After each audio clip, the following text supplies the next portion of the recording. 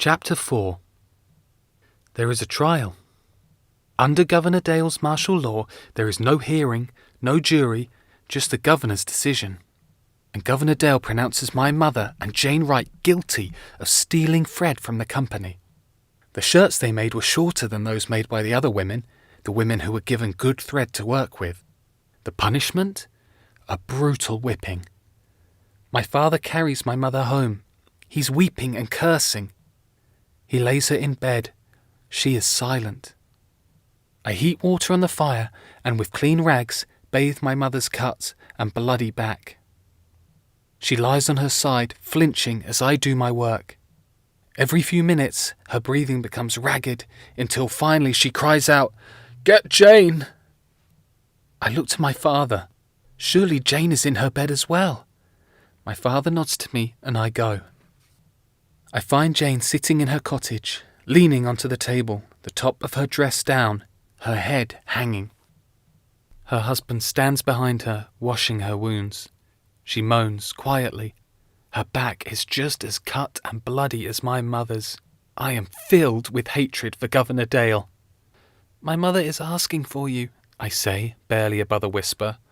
"Oh, please, no," Jane says. She tries to stand but groans in pain. "You can't go," her husband says, and helps her to sit back down. "I cannot leave her to die," Jane says, her voice strong. "Robert, lay that rag on my back for a bandage and help me on with my dress." She winces as Robert does as she says. She picks up her bag, the bag she brings with her to heal the sick and to deliver babies, and I follow her out the door. At home, my mother is on her feet, her arms draped over my father's shoulders. My father's eyes are wild. It's not time," he blurts out. "I know, John," Jane says. Her voice is the one calm thing in the room. "Virginia, you have hot water on the fire? Good. Fill a bowl with it for me, and bring me an empty bowl as well." She begins to take things out of her bag.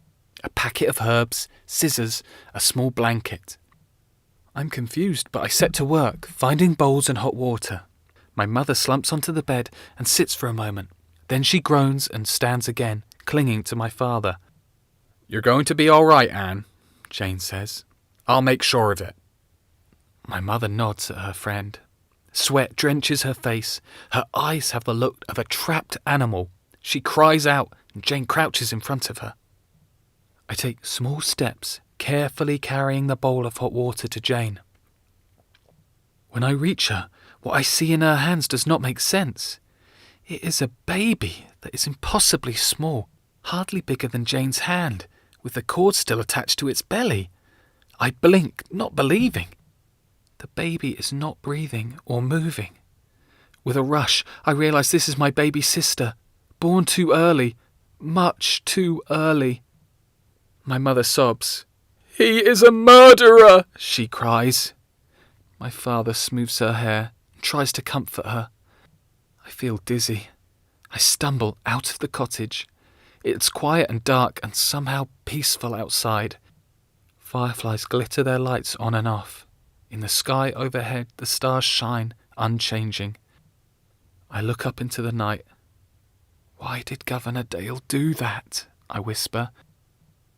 "Why did he set a trap for Mum and Jane? Why did he give them bad thread?" I close my eyes, hoping that my prayer and the knowledge will work together to give me an answer, but my mind is as empty as the darkness between the stars. Governor Dale struts through the fort, his deputy at his side.